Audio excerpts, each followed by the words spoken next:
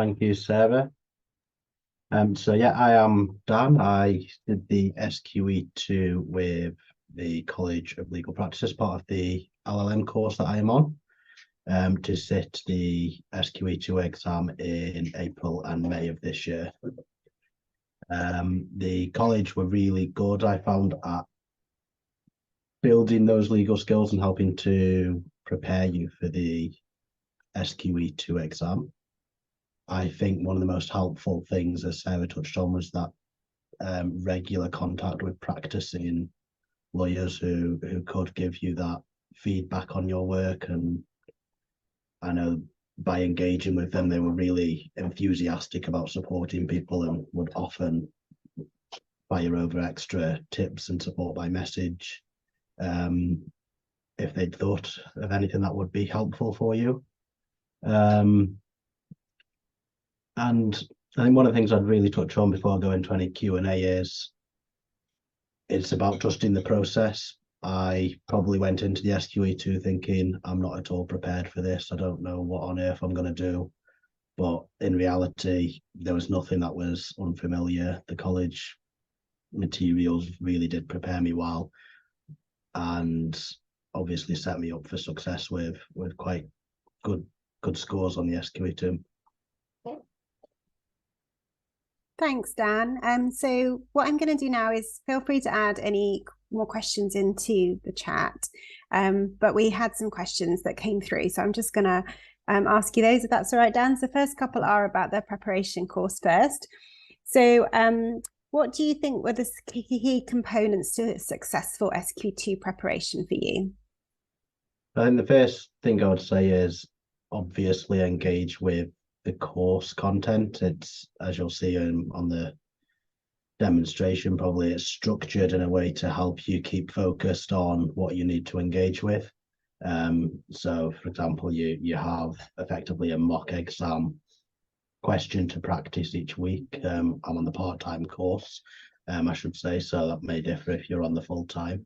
And there was that ability to demonstrate and engage with tutors as a result of that.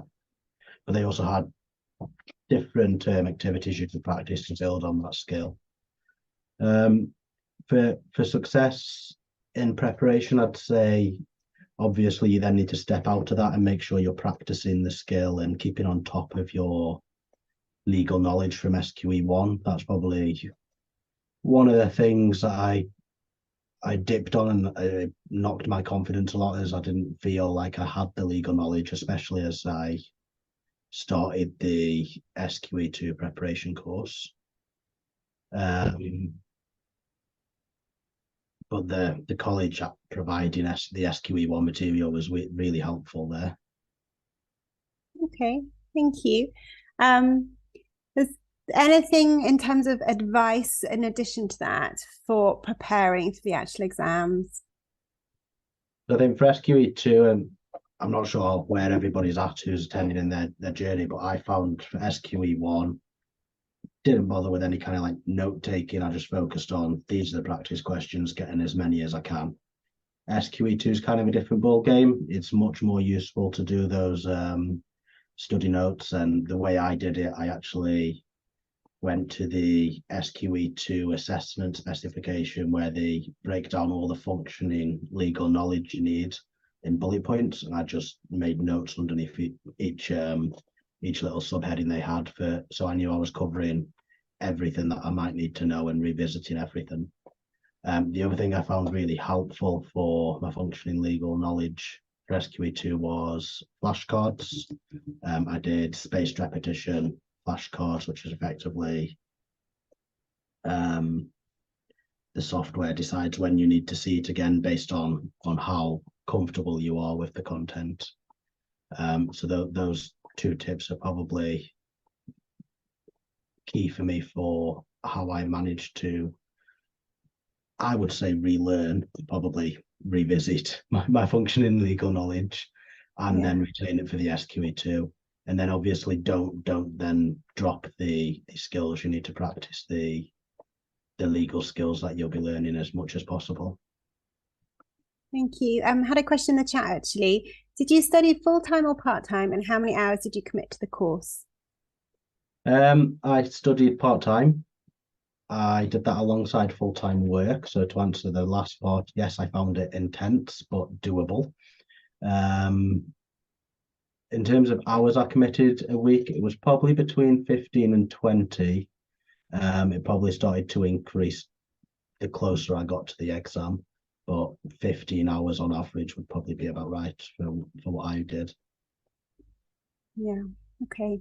Thank you. And in terms of how you, someone asked how you draft your study notes. I mean, you've given some descriptions there. Is there anything you want to add in terms of the notes that you took and perhaps the revision that you did towards the end as well?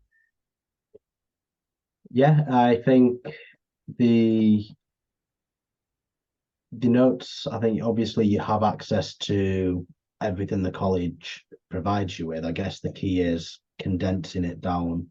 You want to have as much as possible in it. Find what works for you.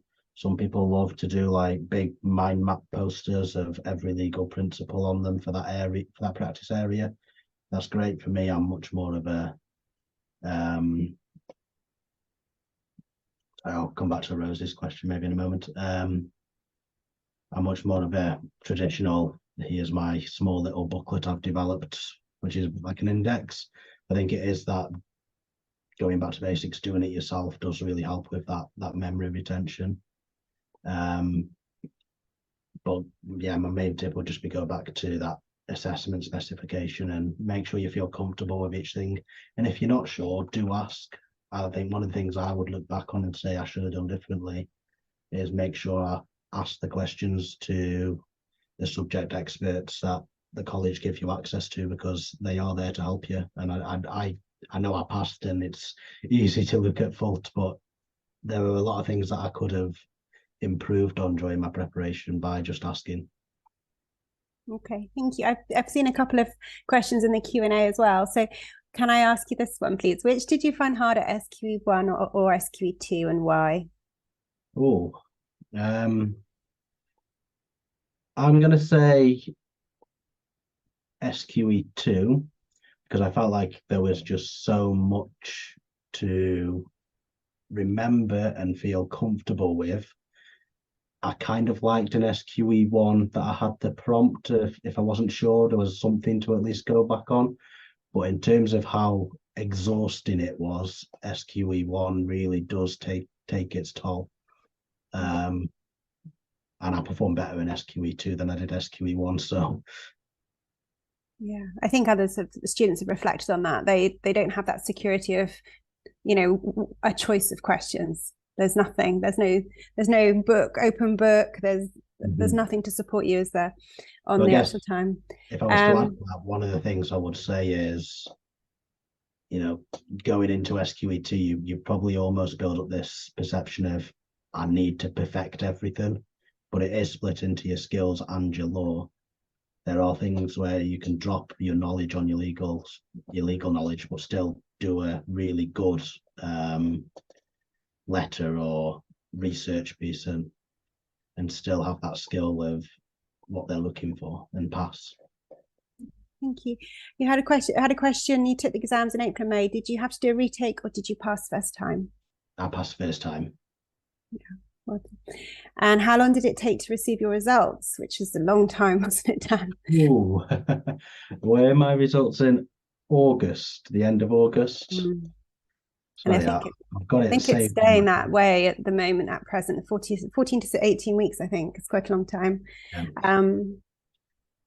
So my last exam, sorry, I'll answer this in full. My last exam was the 11th of May. I got my results on the 22nd of August. And you became a solicitor very quickly after that, no? It was QWE.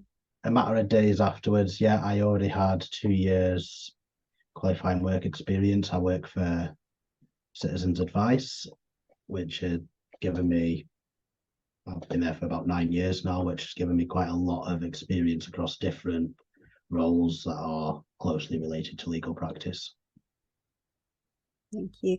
And Rosie's question about she's concerned she did the LPC 10 years ago and she has not retained much of her legal knowledge. So will she find the SQE2 too difficult?